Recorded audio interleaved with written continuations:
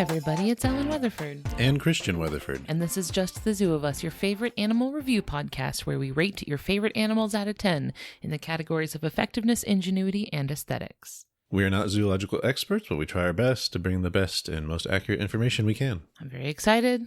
It's been a little while since we've done an actual 2-segment episode. Let's see if we can stick to it. Let's see if we can actually do 2 segments in one episode.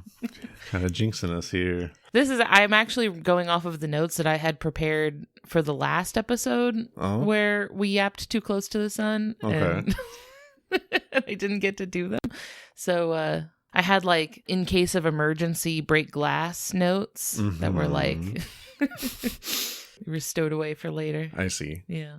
I'm excited to hear from you this week, though. What is your animal today? This week, I'm talking about the Kākāpō. I'm so excited about this. This is a little guy. Not that little, though. Well, compared to me. So this is a bird, also known as the owl parrot or the night parrot. Owl parrot is very good. Yes. Takes 2 very charming types of bird and smashes them together. Basically, because it is a parrot, that does have some features that usually you associate with an owl. I could see it. Yeah. I definitely see in the face. The face has a little bit of that barn owl sort of like the heart shape almost to the face. Yeah. So it's got that kind of flat plane in the front, like a flat face. It's also got feathers that kind of outline its face in the same way. It's really cute. Yeah. So it is a larger parrot. It's a bit chunky. Its coloration is a green or olive. They're a rotund fellow. And that'll kind of make sense here in a bit. So, it's a chunky little guy. Yes. This species was submitted by Xavier Bowman. Thank you. And I'll be getting information primarily from the New Zealand Birds Online or nzbirdsonline.org.nz. Why, Christian, wherever could they possibly be found? I'm so glad you asked. They are endemic to New Zealand. Christian, what does endemic mean? Meaning they are only found in New Zealand. And only there. Not just native, but there and only there.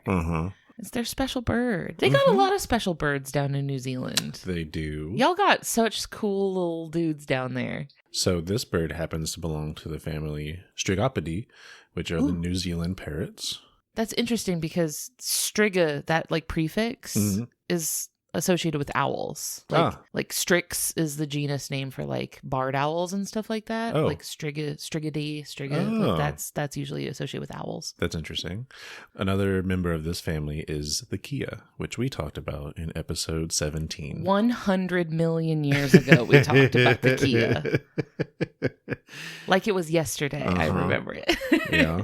And the thing that I remember you talking about was them ripping out the ceiling around car windshields and stuff like that. That's the one thing that stands out to me. I think they would go after suet of living animals and stuff. Yeah, they would do some gnarly stuff with tearing into the organs of sheep and stuff. Yeah, so this one is not like that.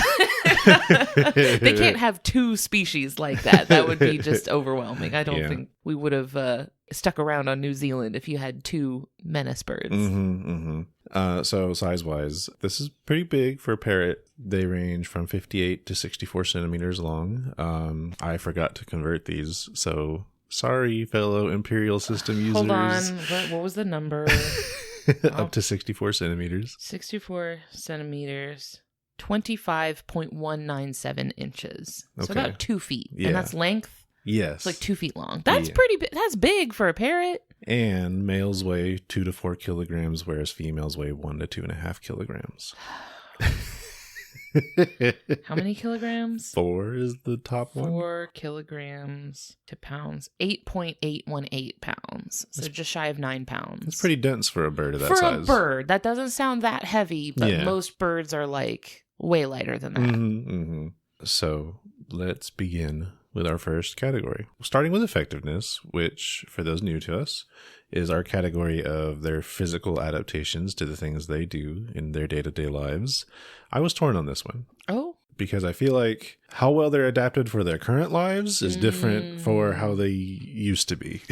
Yeah, we see that a lot. Yeah. Maybe a strat that had been winning for a very long time the meta has shifted and it can be hard to adapt quickly. Yeah, so something to remember about New Zealand is that it did not have humans on it for a very long time. Right. or like terrestrial predators, really, even. And then the Maori came, I think, gosh, it was around a couple thousand years ago. Right. Hi, quick correction here. Most recent archaeological evidence suggests Maori settlers probably arrived on the North Island in the mid-13th century, which would have been around 750 years ago. And then later, European colonists. Mm. So a very long time, the birds had a very different hand dealt to them. Right. And even after the Maori made it to the islands, they weren't bringing things like cats and stuff with them. They did. Oh, they did bring cats? Not cats. Oh. They brought rats. Oh. Polynesian rats. Oh, that'll do it. I know that a lot of times they had dogs with them, and I know introduced dogs could be like a threat to things that aren't ready for them. Yes. But, oh no, rats, they'll do it. They did, but then worse is the Europeans that brought cats and stoats and such. So, for the current habitat, I'm giving them a 5 out of 10. Oh, they're trying. But I will say pre-humans, probably a 10 out of 10. Okay. It's like a 5, but like in parentheses, like not their fault. Yeah. So first of all, they are flightless. Now, you're a parrot. I'm not. What are you doing down there? Oh, okay. Oh well. Yeah, Christian, get up there. Flap those wings. So as one might expect based on our size description there, they cannot fly. However... Do they got little wings? Like a lot of times when like flightless birds, their wings get real little and useless. No, they do have wings. And what they can do is they can like climb their way up into trees and then jump out of them and then flap their wings to slow their fall. So it's not flying. Not flying. But like you have the ingredients. You have the recipe. Just do more of it. It just can't. As my high school physics teacher would always say, some of the forces. The lift it can generate is not enough to overcome its weight and gravity. This is chicken flight rules. But it can do enough to slow its fall. So think of like D&D monk slow fall feature. They have what is it called? Feather fall. Yeah. So they don't stop falling. They just fall slow enough to not injure themselves. Enough. I was reading not too long ago about hypotheses about like the origins of dinosaur flight, which is what we're talking about here because birds are dinosaurs. Yes. And the idea is like there's a lot of different thoughts about how dinosaurs could have gradually over time, because how do you get from running around on the ground to flying in the sky? And there's a few different fields of thought. I'm sorry, I haven't like dug super deep into like the most up-to-date evidence for any of these hypotheses, but one of them was running and jumping. Like that, like they were running forward and then trying to jump up and then like gradually got more like better and better at jumping up. Yeah. But another hypothesis is that they would have climbed up into trees and that it was like an adaptation for falling from trees. Okay. The Kākāpō would be an interesting... Oh, I wonder, did they go forward or backward? Like, did they have flight and lose it? Or did they just never develop the flight in the first place, I wonder? I didn't look far into it, but I would guess they lost it. Right, I guess if they're related to, like, other parrots. Because their ancestors were there prior to New Zealand separating from a larger continent, like on a scale of millions of years ago. Right. Oh, well, going back to, like, the ratite evolution thing, because there are ratites on New Zealand, the kiwi... is the only ratite left. So ratites are like the large flightless birds, so like emus, cassowaries, ostriches, and kiwis. But the weird thing is that they're spread out in a very strange way, and like a lot of them aren't related in the way you would expect them to be if they had dispersed over land, which would imply that the ratites could fly at one point and then all independently lost it. But that makes me wonder, like, if the ancestors of the Kākāpō would have... I guess it makes more sense because they'd be related to Kias and stuff. And yeah, Kias can fly. They can, yeah. I mean, they're in the same family, but they're otherwise not super closely related. Right. So, yeah, this seems to be pretty common in islands that got separated from larger land masses and then didn't have any terrestrial predators. Yeah, because like one of the biggest factors that motivated birds to like evolve flight in the first place was because there were so many large predators on the ground that they needed to get away from. So like you see that especially after the asteroid that wiped out most large terrestrial predators at the time, there wasn't that pressure anymore to like maintain flight, which is very energetically expensive. So you see a lot of birds lose flight after the asteroid because they're like, oh, there's nothing around to eat me anymore. Now they did have other flighted predators. Ooh. Yeah. But we'll talk more about that later. Yes, that'd be great. New Zealand is leading the game in flightless birds. Well, there's a lot of work to keep it that way. So they are big birds, big and chunky. And something I maybe didn't know prior to this is they are nocturnal. Another point in the owl column, I guess. They're actually normally active at night, but can sometimes be kind of up and about a little bit before nightfall, which I feel like that's most of the video I've seen of them is like in the very late daylight, because I can't imagine trying to find these in the night. I feel like I've seen a lot of night vision, like night camera footage of them like stomping around. Yeah. If they're hiding from airborne predators, then that would make sense. Like if they had been selected for like nocturnal behavior. If there was like a diurnal, like an aerial predator that would have been looking for them in the skies, that would make sense for them to be active at night. So their facial feathers actually help them feel their way in the dark. What? Really? Yeah. Like whiskers. Uh-huh. Aw. It does look like whiskers, by the way. It's so cute. They're so cute, you guys. And finally, their diet. So whereas the Kia had a crazy diet like the wildest diet for a parrot of organ fat and car parts, I guess. I'm just kidding. It's good eats. This one is a vegetarian. They forage on the ground and climb into trees, kind of going back to that other point where they can climb into trees and then jump back down. It'd be so much easier to get up there if you could fly. I'm just saying. Think about it. So they eat plants, bark, roots, fruit, and seeds. So I'd like to move on to our second category of ingenuity. Let's hear it. There's the smart things they do. They can be interesting methods, tactics, etc. I'll give it a 6 out of 10. First of all, they do a thing called lek breeding. Ooh, I like this. I'm hoping you can maybe fill in some gaps here. Yes. I really went into this in the greater sage grouse episode. It's fun. What do the Kākāpōs do? I guess the term lek breeding really just means groups of males that are competing for females, right? So in the sage grouse, it was, and also I want to say albatrosses do this a little bit to an extent too. It's kind of where a male will establish a sort of stage. Like he'll set up a little stage for himself, and then a bunch of males will come together and have a sort of like, the way that I imagine it is like a convention floor, like an like an artist gallery at like a convention or something, where they'll have like a bunch of like booths.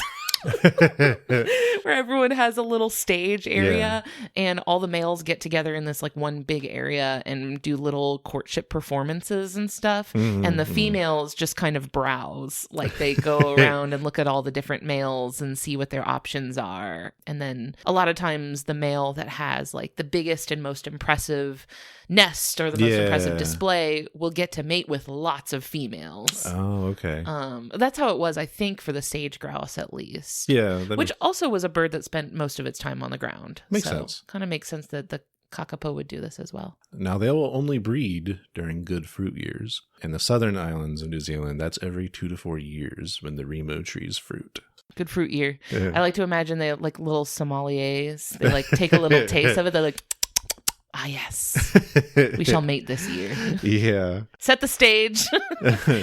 Now, not to spoil things, but the population of this bird is in drastic danger. Yeah, there's like 7 of them. Yeah, well, that's an exaggeration. That's a joke. That's a bit.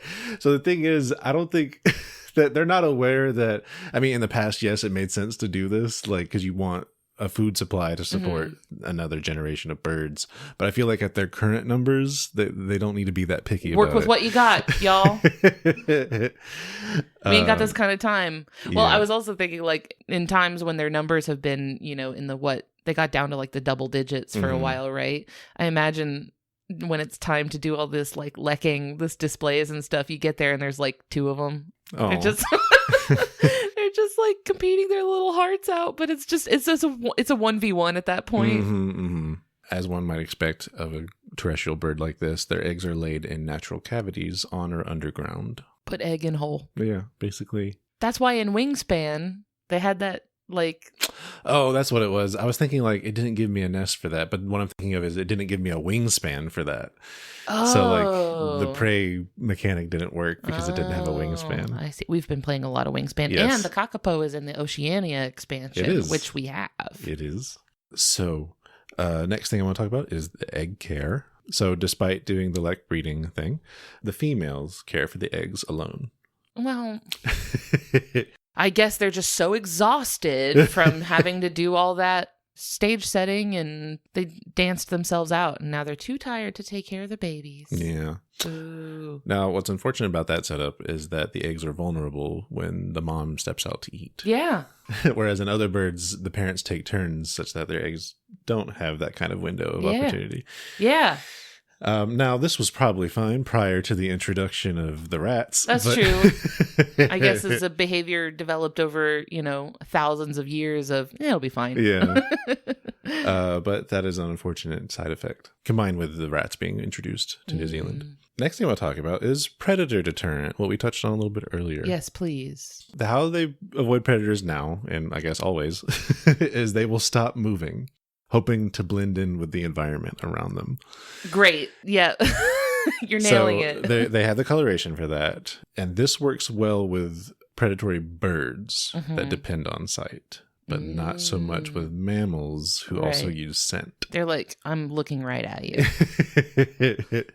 Also, like, well, if they're like a green color, then they would be blending in really well color-wise with their surroundings. But like a mammal predator is going to be like, dog, I just I'm making direct eye contact with you. Yeah, it's not T-Rex rules. It's like what is his name? The guy from Guardians of the Galaxy who's like, if I'm perfectly still.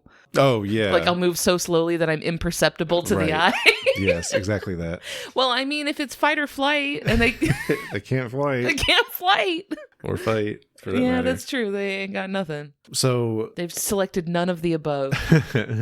So their coloration of green or olive that they've evolved for has a lot to do with that. And this is called polymorphism, by the way. They have this kind of 2-color option. And that is thought to have been selected for due to how their extinct predators used to go about their business. Oh, what extinct predator is that? The Haast's eagle. Ooh. And the Isles harrier. Okay. A harrier is like a hawk, right? Like a kind of like sort of seafaring hawk, I feel like. And this paper that I read about this refers to it as, quote, ghost of selection past. That's cool. That goes really hard, actually.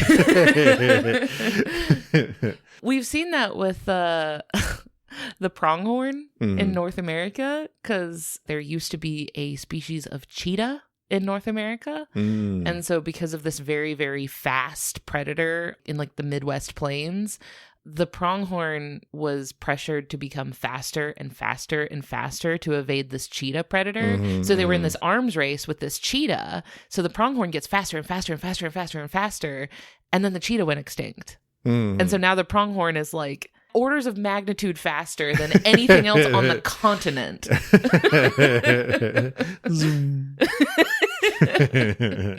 And they're like, all right, well, you know what? They won the evolutionary arms race. Victory. That's funny. That paper, by the way, is called The Genetic Basis of the Kākāpō Structural Color Polymorphism Suggests Balancing Selection by an Extinct Apex Predator, by Urban et al. In the PLOS Biology Journal in September of 2024. Ooh, this is fresh. Yes. You heard it here first.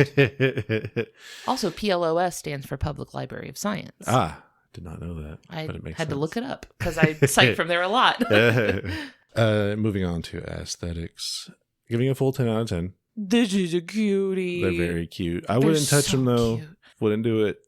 No, okay. So I'm generally wary about touching parrots. Yeah. Because that beak, it's not a bird of prey beak, but it does have that really, really long, pointy hook at the end. I mean, it's basically just like just the end of it. Like, yeah, they're not long like a bird of prey, but with a parrot beak, because they're made for crunching through nuts and seeds and things that are very strong, they have extremely muscular beaks and are often very dexterous with them. Mm-hmm. And so I am always very, very wary about touching parrots. Because I'm just like, it's not worth losing a finger. So I do love the owl cross parrot look. It's very good. That is great. Because those are two like famously charismatic birds. Mm-hmm. Like lots of people love owls, and we just sort of, I feel like maybe like 10 or so years ago, owls were like the peak trendy animal. Like everywhere you went, you'd see like jewelry with little owls on it. Everything, every sort of animal patterned print had little owls on it. Like I feel like owls were like peak trendy animal at the time. And now that they've sort of stepped back from the spotlight, I feel like maybe they've left some room for Kākāpōs. Yes. They can be next. They do look a little comedic when they're running around. Yeah. I recommend looking that up.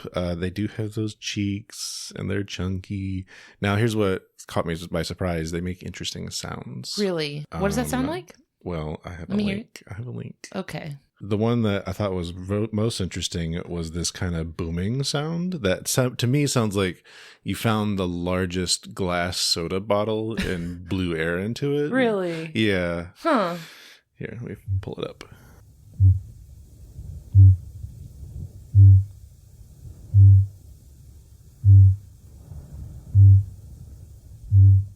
A very apt description that you provided, and also immediately my mind's going to like washboard bluegrass band. There's always the one dude with a jug that's like blowing the jug to make the beat. Yeah. So I think we could get some bluegrass like washboard tunes over the Kākāpō like beat. I was gonna say if we wanted to add a little bit of bass to the theme song. And it makes some other more sounds that are more bird-like, I would say. It's reminding me of how like the tuba, like in a polka, how the tuba is always doing that sort of like downbeat like rhythm. Some other sounds. What?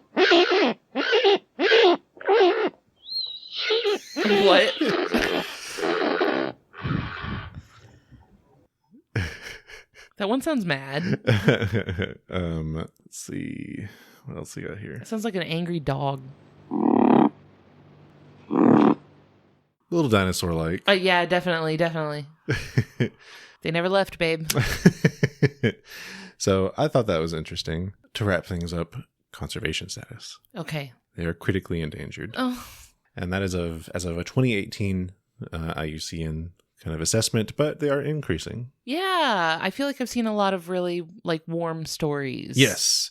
So just to kind of touch on the history again, like I said, their biggest thing has been human introduced predators that just weren't there prior. So to help them, New Zealand tried moving them to Resolution Island in 1890 to get them away from predators. But 1890 is so early for a conservation effort. I feel like conservation wasn't like a thing anyone ever thought about until like the 20th century. And even then it was usually like an afterthought. Yeah. That's like very, very early on, I feel like, for like an actual like conservation effort. It was, but this particular move was not successful because stoats swam to the island. Are you kidding me?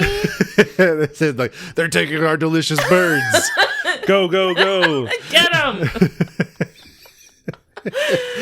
Like, there's already birds. Just look around. Like, you don't... Eat the ones where you are. I mean, don't do that. That's also not good too. But like they're so dedicated. They're so committed to being a hater that they swam across a sea to reach these. Now, I assume, I didn't look at a map of it, but I assume that island specifically must not be too far away from where the stoats had already been introduced. You think the stoats were just like on the beach looking out at the island? Like, hey, wait a second. There's something delicious over there. So they tried again in the 1980s and 90s. They were moved to Maud Island, Haturu, and Whenua.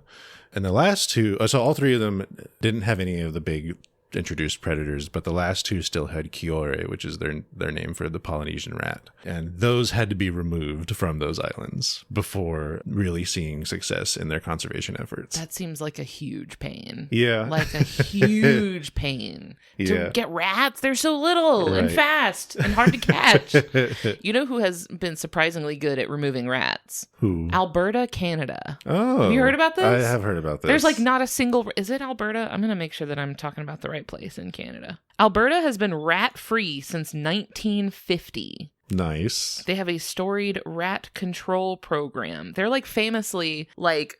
It's on site. There are like weirdly no rats in Alberta, which is the whole province of Canada. They're like, if I see a rat, they better not let me catch them. A rat hates to see me coming. I do wonder if the colder weather helps them in that at all. I don't think so. Rats are pretty hardy. New Zealand also had rats introduced by the Europeans. Right. So they kind of got it with two barrels there on the rat front. Yeah, because those European ships are basically just like rat delivery systems. Yeah. It's Amazon Prime for 100 rats. Yeah. You think I could get 100 rats on Amazon Prime? So the rats are especially harmful because they will target the eggs and also chicks. Right. And we already talked about, their reproduction cycle of these birds is pretty long sometimes. Very similar to the albatross that I talked about in our last episode together. Mm-hmm. So good news, though. As of June 2020, they had a total of 210 birds still, all of which have radio transmitters on them and are monitored a lot. So they'll even, if a chick is struggling, for example, they will intervene to try and make sure that chick survives. Yeah. That reminds me a lot of what you see with the California condors too, how every single individual in existence is tagged and have names. That paper I cited earlier, actually, they did a lot of genealogy research into those birds, and technically they were able to collect from the entire population. So we have 100% of the species mapped. So speaking of which, that does lead to some problems with genetic diversity and resulting in low fertility rates. Right. I know a lot of times when you get a population so low, you don't have any other option. You have to just pick your battles, right? And if genetic bottlenecking is better than not, it's just something you got to deal with, but it is something to keep an eye out for, right? Yes. If a genetic defect or something like that starts to circulate in the population, I guess if they're this closely monitoring the population, they could probably do some breeding control, right? Maybe, but I guess that would have to be a pretty hard decision to make, right. Removing an individual from the population because of that problem versus a setback of one bird in an overall population of 200. Yeah. So lots of good work going on there. I know they have their work cut out for them. I have seen videos of them releasing. I think they're either captive bred or maybe just rehabilitated Kākāpōs, and it's always very nice to see how they just run off into the bushes. Yeah, it's very cute. Yeah, and I imagine even if they are brought back up to a good population size, that fight is never going to be over, right? Because it never is. Because as my understanding is, mainland New Zealand still has those introduced predators. Right. So, yeah, it's never over. Well, I'm glad that they're at least I feel like they're charismatic enough, right? That they can get people's attention and get people to care. Yeah. You know what I mean? Yeah. It helps that they're cute, I feel like, because then we're more likely to feel sympathetic towards them and throw money at them. Yeah. And we kind of talked about this with the kiwi. Yeah. Where that one also has, what it has going for it is, I don't want to call it patriotism, but it's a national pride, right? Yeah. It's a symbol for the country, and I mean, very similar to how the USA dedicated tons of resources into bringing bald eagles back from being endangered, right? And now they're everywhere. They're great. Yeah, so it works, if you get people to care very deeply, we can move mountains. I'm glad that it's working for this little guy. Yes. Well, thanks, Christian. That was great. Of course. Let's take a quick break to hear from our friends on the Max Fun Network, and then we'll get to my animal. Walking About is the podcast about walking. It's a walkumentary series where I, Alan McLeod, and a fun, friendly guest go for a walkabout. You'll learn about interesting people and places and have the kind of conversations you can only have on foot. We've got guests like Lauren Lapkus. I figured something out about this map, like how to read it. Betsy Sidaro. I had no clue. That's awesome and nuts. John Gabris. This is like great first date for like broke 20-something, you know? And more. Check out Walking About with Alan McLeod on Maximum Fun. Hello, podcast recommendation service. Hello there, young man. I'm looking for a new podcast to listen to. Something amusing, perhaps. Oh, what about Beef and Dairy Network? Something surreal and satirical. Well, I would suggest Beef and Dairy Network. Ideally, it would be a spoof industry podcast for the beef and dairy industries. Yes, Beef and Dairy Network. Maybe it would have brilliant guests such as Josie Long, Heather Ann Campbell, Nick Offerman, and the actor Ted Danson. Beef and Dairy Network. I don't know. I think I'm going to stick to Joe Rogan. The Beef and Dairy Network podcast is a multi-award-winning comedy podcast, and you can find it at MaximumFun.org or wherever you get your podcasts. All right, Ellen, what do you have for us this week? This week I'm talking about flying fish. Okay. Flying fish belong to the family Exocoetidae. Species was submitted by Chelsea Shepherd and Divine Dowd. Thank you. Great suggestion. Thanks, y'all. I'm getting my information from lots of different sources, one of which is an article titled On a Fin and a Prayer. That was by biology professor at Westchester University of Pennsylvania. This biology professor's name, I'm not kidding, is Dr. Frank Fish. Okay. Which feels like nominative determinism. You know what I mean? Like, how do you not go into zoology with a name fish? I mean, I avoided meteorology personally because of my name. Weather. Okay. That's true. Also getting information from the Australian Museum and other articles and stuff that I will cite as they come up. So if you're not very familiar with flying fish, there are many different types. They can be up to about 18 inches or 46 centimeters in length. You'll find them in tropical and subtropical waters pretty much all over the planet, but they're usually found really far from shore and very close to the surface. Like I mentioned, their taxonomic family is Exocoetidae, and that name comes from the ancient Greek name exokoitos. That was like the ancient Greek name for these fish. Exokoitos, which means sleeping outside. Which, what? Which I'm like, yeah, that's pretty much every animal does that. That's what they took away when looking at this? So there's a little bit of backstory to this. I was able to find in Book 9, Chapter 34 of his 1st century bestseller, Naturalis Historia, good old Pliny the Elder, friend of the pod. Pliny the Elder, so ancient Greek, like he was the guy that wrote all the bizarre weird stuff in his like Naturalis Historia, being like one of the first ever sort of like textbooks basically. Okay. Where he just wrote a bunch of stuff he thought. And like that was just on record as being like human knowledge at the time. Cutting edge.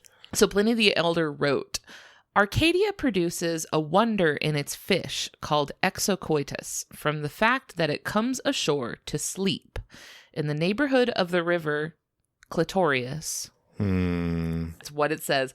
This fish is said to be gifted with powers of speech and to have no gills. By some writers, it is called the Adonis. So, quick obvious fact checks. They don't sleep on land, they can't talk, and they do have gills. So he's kind of like 0 for 3 on this one. Okay. So in this later commentary I was able to find on this by Georges Cuvier, the French scientist, Georges Cuvier points out that Pliny was probably not talking about flying fish of the sea. He was probably talking about gobies or blennies, which can survive on land for short periods of time. And he just got them mixed up. But that is the name. Exocoitus is the name for these like oceanic flying fish. So it seems like maybe he just got his fish mixed up, but because that was like the only documented knowledge about them, that just became what people thought. I feel like the error came later with whoever associated this text to a flying fish, perhaps. That was like the name for them. That was already like the ancient Greek name for like these flying fish. Huh. Yeah. Okay. So it's a weird game of telephone, like very, very strange. So yeah, quick little check-in from Pliny the Elder. Goodness. So for effectiveness, I'm giving flying fish a 9 out of 10. Okay. Now, as is often the case with the critters that we talk about on this show, they're not technically flying. They are gliding. Yeah. Which I was originally preparing these notes to talk about when you were talking about the flying snake. Right. So that we would both be talking about animals that don't normally fly, but it like had adapted in some way to like emulate flight, basically. Right. But this actually works pretty well because you had the Kākāpō, which is a bird, things known for flying, something that normally flies but doesn't. This is the opposite, something that normally doesn't fly but does. So flying fish, let's talk about how they glide. How do they even get airborne in the first place? Because fish aren't usually found up there. So they're pectoral fins, which if you think about the fins on a fish, that would be analogous to like our arms, maybe the ones in like the front of the body on the underside. The pectoral fins of the flying fish are huge. They're very, very long, and the fin rays sort of splay out to make almost like a bat's wing, make this like structure with membranes in between, like the webbing in between the rays makes this very long fin that can splay out into a wing. It reminds me of Aang's air glider from Avatar: The Last Airbender. How like it's not always like fanned out, but when it is, it makes these like big giant wings, right? But also like Aang's air glider, in not all of them, but in some species of flying fish, their pelvic fins are also wings. So like Aang's air glider has like the big wings in the front and then another set of small wings in the back. Yeah. It's like that. Like some types of flying fish have two sets. Makes sense. So the ones that only have the one set of wings are made to go a lot faster, whereas the ones with two sets of wings are made to go a lot slower, but they go farther. So they can glide a lot farther, but they're not going as fast. So as opposed to birds and bats, their wings don't actually flap. Right. And if you were to look at just like a video of one flying, it kind of looks like they're flapping, like hummingbird style almost. Like it looks like they're just flapping really, really fast. Right. And that's what for like hundreds of years, everyone assumed that was what they were doing. But it turns out they're not. That's just their like fins sort of flapping in the breeze. It's like how like a flag or something like that. You know, when you get a lot of breeze, it like kind of just sort of flaps in the wind. Plane wings would do that too if we didn't design them a specific way, actually. Well, you can even see this like when an airplane is flying. If you're looking out at the wing, you can see the flaps on it like will kind of they have jiggle. They have to design it to minimize that so that you're not being jostled around the whole time. Yeah. So it looks like they're flapping, but they're actually not. The fish's propulsion is all coming from their tail. When you look at a fish's tail, how it has these two it forks, like it has these two prongs. They're called lobes. So there's an upper lobe and a lower lobe. So the flying fish's tail has a very, very long lower lobe. So the bottom lobe is a lot bigger than the top one. So when a fish is going to fly, when it's going to take off, it beats its tail really, really fast from side to side, which is how they swim normally, but it beats its tail really, really fast to propel itself forward. It can launch just directly straight out of the water into the sky, or what they can do is like propel themselves just out of the water and then taxi, like use their tail propulsion to like taxi across the water.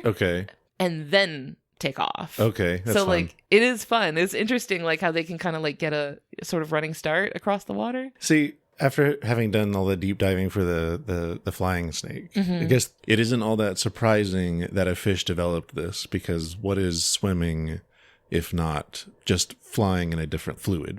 So true, bestie. So true. Bars. Because really, it's all fluid dynamics. Yeah. Well, it's interesting that you say that, because basically, we'll keep that in mind. I'm going to get into it in a minute. But yes, it is. But not only is it all fluid dynamics, but the fish are transitioning from one fluid to another one. Yes. And then having to like navigate a different fluid with like a different composition, different density, all that stuff. I'll talk about that in just a second. Okay. So once they build momentum, either like just from yeeting themselves out of the water or from like taxiing a little bit first, they spread their wings and catch the wind in this sort of, it's like a powered glide. So they are still gliding, but they're also like launching themselves forward. They can also use those tails to change their direction while they're taxiing, or they can even take back off again after landing. So they might land and not fully submerge back into the water and just take back off again. So it ends up being kind of like skipping a rock, right? Like taking off multiple times from the water. The current record for the longest flight is 45 seconds. Wow. And they have been documented flying distances of up to 1,300 feet or 400 meters, which for some context is the length of the Ever Given, the container ship that got stuck in the Suez Canal in 2021. You remember that? I do remember that. Yeah.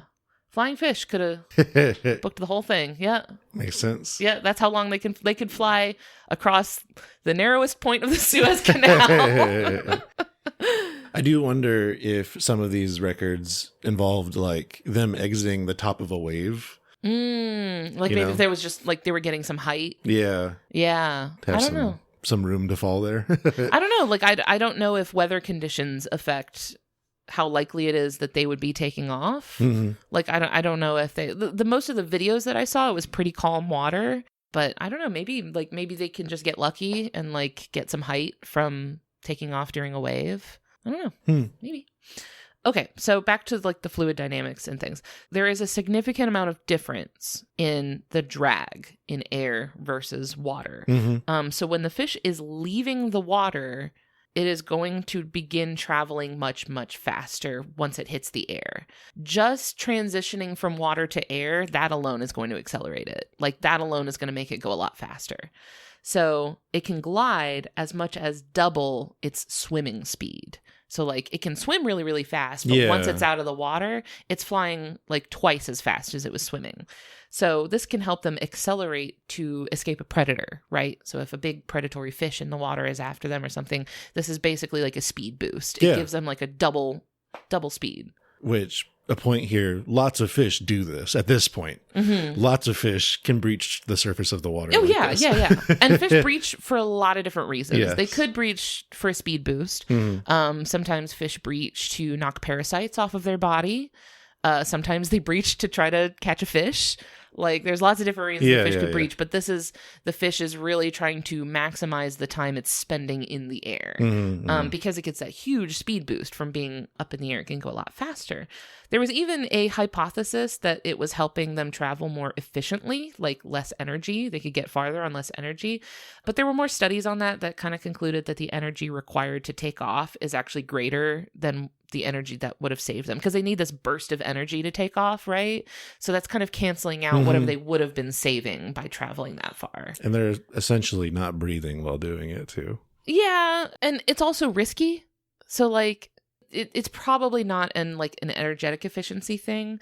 But also, even if they can't outspeed the predator, maybe it's something really fast. Maybe it's like, I don't know, like a marlin or a tuna or something like that. Even if they can't outspeed the predator, they can lose them visually. Right. Because of the refraction of the light. As soon as the fish is out of the water, it's difficult for the predator to track where they are because it looks like it's in a very different position than it actually is. Can it change direction in the air too? I don't think it can. Well, I think only just a little bit by like tilting its wings, not like drastically, but they can use their tail to change direction above the water. So like a little bit, but it's more about, I think, like getting the predator to lose track of them. Yeah. And I got that information from a study called Predator-Driven Macroevolution in Flying Fishes Inferred from Behavioral Studies, Historical Controversies, and a Hypothesis. That was by Ulrich Kutschera in the Annals of the History and Philosophy of Biology, and that was in January of 2005. But there's one more thing that they have going for them that was something I never would have thought about, like an adaptation they would have had to make to thriving in both like a fish that has to get used to like swimming in the water and also flying through the air at high speeds. And that's their eyes. Oh. Because, light travels differently in the air and in the water. And they have to spend time in both they got to see in both like the air and the water. So since they spend so much time both under and above the water, their eyes are adapted to seeing in both conditions. And part of this is due to their corneas. So the cornea is the sort of curved barrier over the front part of your eye. Just for anybody who doesn't know like exactly what a cornea is, if you close your eye and press your finger very gently to the outside of your eyelid and then look your eyes left to right, you can feel that bump that's sort of moving around underneath your eyelid. That's the cornea. It's like the outer barrier. The flying fish corneas are shaped like a pyramid. It's like a flattened pyramid with like 3 sort of planes on it. They're like triangular. It's so weird. Huh. Okay. Like a flattened pyramid with these 3 sort of planes on it. So I got this from an article titled Eye in the Sky, and that was by Ivan Schwab in the British Journal of Ophthalmology in August of 2007. And I just wanted to read this quote from this paper. The author writes, although the function of these 3 separate windows is unknown, it is logical to consider that the flying fish needs clear lines of sight posteriorly, which means like going behind them, for possible predators, inferiorly for gauging distance to the water's surface and possible predators, and anteriorly to look for a safe place to land. So these 3 planes of the cornea are thought to like let them both like judge how far away the predator is, how much farther they have to go, and then like how close they are to the water's surface. Huh. Yeah. Very, very interesting. I wouldn't have thought that they would have to adapt their eyes to that too. Yeah. So for ingenuity for the flying fish, I'm giving them a 3 out of 10. Because yeah, you can jump out of the water. That's where the birds are at, dummy. There's birds up there. They eat fish. You're a fish. Fun game. You're like serving yourself to the fish. Just like, hey, fish, here I am. Like, they also keep hitting people in the face. I have seen videos of this. That's funny. This is like all over the place. Like, there's so many videos of this. I know people this has happened to. You like ever out like the Gulf of Mexico or something like that? These stupid things, they just jump right into your face. So I feel like they're not doing a lot of planning. Like, I feel like they're not doing a lot of like, oh, hey, it looks like there's a giant obstacle right there. Better not fly into it. Did you happen to come across if they're good eats? Yes, I did. I have a story on that in just a moment. I was looking for stories of flying fish doing dumb stuff. I found this from the Australian Museum website. They write, so this was when they were talking about like the cornea thing. They said flying fishes have flattened corneas that enable them to focus in and out of the water. This didn't seem to help the fish in this image. It was caught after its flight was abruptly terminated by District Fisheries Officer M. Proctor's head. So like they were out like studying flying fish and like collecting like samples and stuff, and one of them just bonked him right on the noggin. Hilarious. Which is like, that's awesome if you're a biologist, because then you don't have to do anything, right? That's problem solved. Well. They study themselves. Flying fish also often end up stranding themselves on fishing boats where they are fried and eaten, bringing a pretty literal element to the phrase out of the frying pan and into the fire. You're just trading predators. It's like, I'm going to invade this predator by jumping directly into the open mouth of another one. It's going to take longer for this one, too. Yeah, like this is a more agonizing sort of death. Like, I think you should have taken your chances in the water. Oh, well.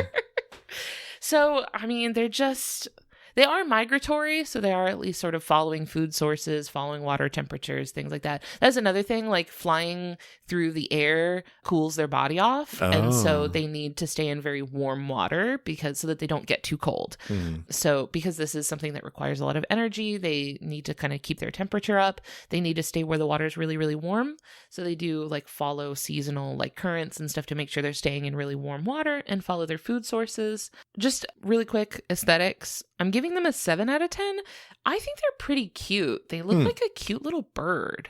Like it's everything you like about little birds, you know, like little sparrows and stuff. Also, like it's just a cute, shiny little fish. They're cute. They're nice. I think they're nice. I saw some videos of some that were like bright orange too and had kind of frilly wings. They almost look like a little dragon. And they can glide like in groups, can't they? Like yeah. You can get big schools of them, and it's pretty cool. I think they're nice to look at. Anyway. Okay, so conservation status, they are of least concern, but like I mentioned, they need to follow warmer waters. They need to follow ocean conditions, like food sources and stuff, which has really impacted their migratory patterns because of the changing ocean. Climate change has really impacted their migratory patterns, which has resulted in international tensions because flying fish served with a dish called cuckoo, which is made of cornmeal and okra. So flying fish and cuckoo is the national dish of Barbados. Very popular, lots of people eat it. And fishing for flying fish, which I imagine is just standing out in a boat. Like, I feel like you can set up like a volleyball net and just like... I mean, surely they will still go after a baited hook. Maybe. I mean, so anyway, fishing for flying fish makes up actually a significant portion of Barbados's economy. Oh. So in the early 2000s, flying fish populations had shifted, like their migratory patterns had shifted into the waters of Trinidad and Tobago. So in the early 2000s, there ended up being a maritime border dispute between Barbados and Trinidad and Tobago because Barbadian fishermen were following the flying fish. Basically, they were saying, well, these are our fish. Like, we eat these fish. We're just following the fish. And they would follow them into the borders of Trinidad and Tobago. And then this caused this whole, like a legitimate, like, this dispute was arbitrated by a UN tribunal. Wow. Like, this was a legitimate, like, a huge, like, story in the Caribbean was, like, the international border dispute over these flying fish. And this dispute was, in fact, referenced by Rihanna in a conversation with Nicki Minaj. Okay. So, Nicki Minaj is from Trinidad. And Rihanna is from Barbados. Oh. And so they were like hanging out. This was in a video that one of them posted on Instagram. And they're just like kicking it, like chit-chatting and stuff like that. And Rihanna said they draw a line in the ocean over flying fish. And then she says something like, I'll tell you about it later. Like... Which, like, to anybody that like wasn't familiar with this story, they'd be like, what are you talking about? Yeah. But, like, it was... Mysterious fish beef. It was this like tensions over. I have a link to the YouTube video in my notes where she says this. So yeah, that was the sort of international conflict over flying fish. Which it's funny if you think about like flying fish just being fish that they're just going to go where they want to go. You know, they're not thinking about it. They're barely thinking about anything at all. They're just flying around following their little plankton and stuff that they eat, and then they've got nations on the brink of war for these little fish. The dish sounds very tasty, though. I'm a big fan of all those components. Yeah. Well, I mean, we'll have to try to see if we can get our hands on some. I'm not a fish eater, but I don't know. I mean, maybe if it had like a seasoning that I liked or something on it, I might try it. And that's flying fish. Thanks, babe. Thank you.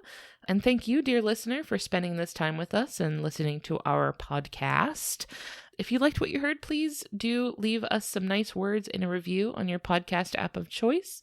Like our friend Flying Snick, who wrote on Apple, who I'm pretty sure is Lynn from our Discord, who wrote on Apple Podcast, one of the best podcasts out there. The hosts are intelligent, respectful of their guests, and make a big effort to include people from diverse backgrounds with wildly different experiences working with animals. I appreciate that we get to know about the guests themselves before we talk about the animals, and that Ellen always remembers to ask for pronouns. It's a small but important gesture, especially in our current day. Part of my guest interview process is, and I will say, when I'm like talking to guests before we hit record, I always like ask them if it's okay. Right. Like before I even hit record, when we're going through like how the show's going to go, the format and stuff like that, I always say like, hey, during the intro, I usually ask for pronouns. Is that okay? And they've always said yes. Nobody's ever said no. You know, so I do ask people if it's okay. But yeah, that's just part of the guest process. Nice. So yeah, if you want to hang out with us online, we're on Facebook, Instagram, Blue Sky, and Discord. We have a pretty active Discord. Everyone's really nice in it. If you have an animal you'd like to hear us talk about on the show, you can send that to me at ellen@justthezooofus.com. We want to thank Maximum Fun for allowing us to be on their network with the other amazing shows that you heard promos for earlier in the episode. If you want to learn more about the network and how you can both be a part of supporting our show and get access to our exclusive bonus content that we put up each month, head over to MaximumFun.org.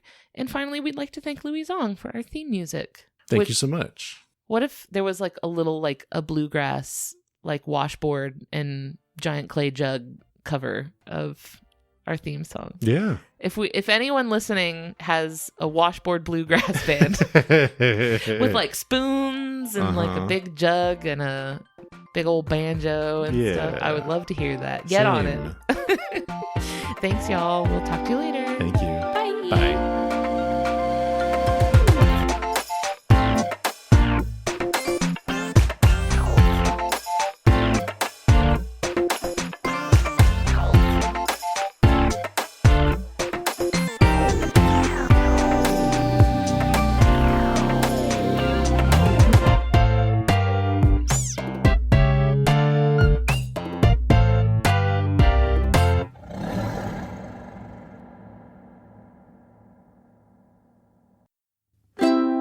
Maximum Fun, a worker-owned network of artist-owned shows. Supported directly by you.